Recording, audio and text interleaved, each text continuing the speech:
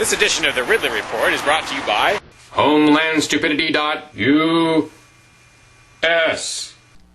The Ridley Report, Ridley here.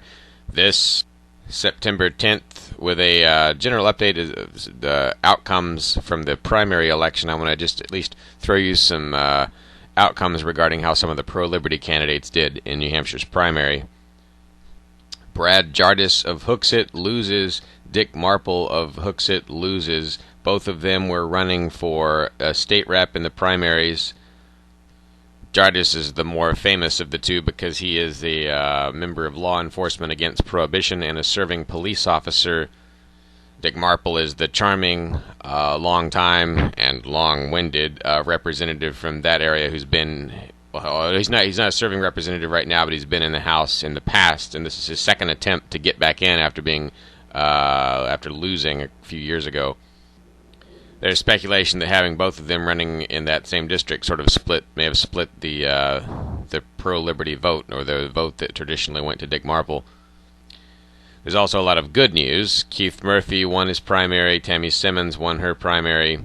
Murphy, of course, is the owner of Murphy's Tap Room. Simmons is the leader of the effort to get a spending cap in Manchester.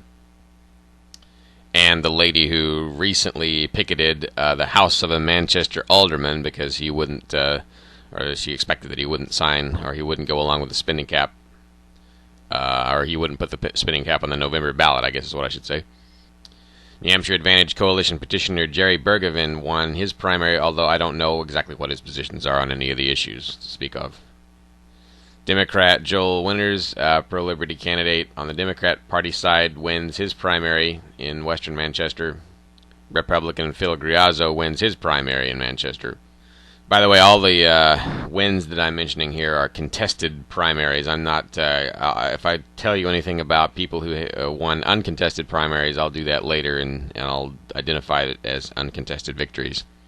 Former state rep Carlos Gonzalez, who I believe got a B+ or an A- from the New Hampshire Liberty Alliance in the mid-2000s, he wins his primary and goes on to the general election after being bumped out during the 2006 Democrat sweep. Jeremy Olson apparently fails in his bid to become a delegate in Manchester. There's another Free Stater who did win delegate in Manchester, and I guess all of us who won our primaries, even if they were uncontested, become delegates. So I won an uncontested primary for state rep. That makes me automatically a delegate. I have no idea what the significance of being a delegate is. Another piece of New Hampshire State House news, liberty-related news, is that generally pro-liberty rep has died.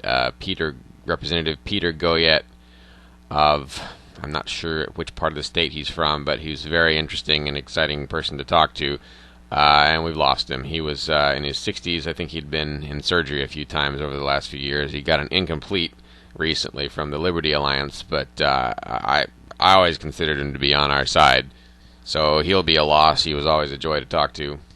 He was on the ballot, but I have no idea whether he won or not.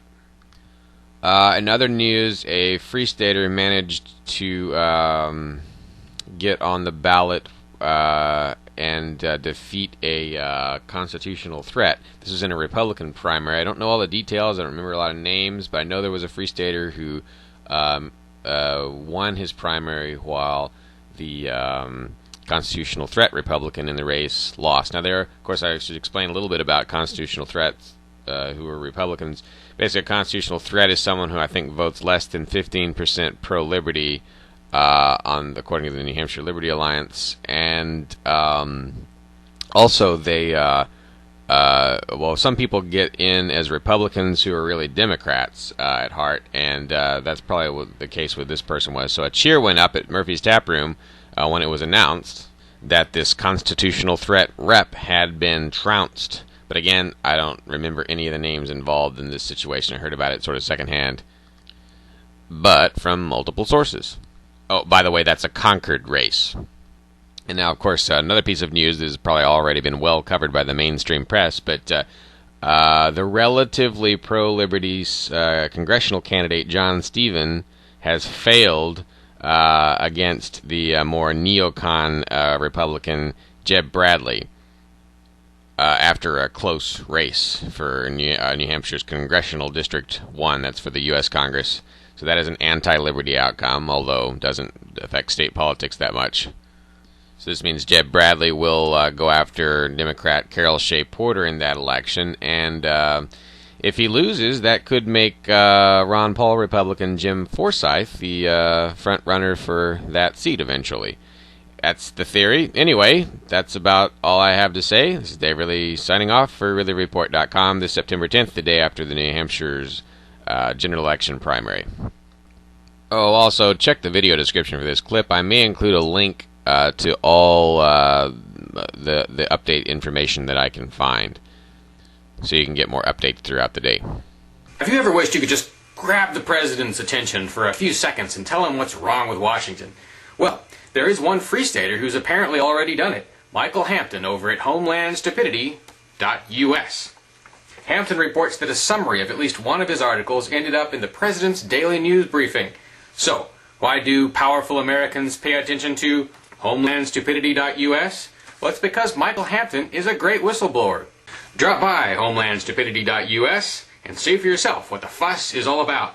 homelandstupidity.us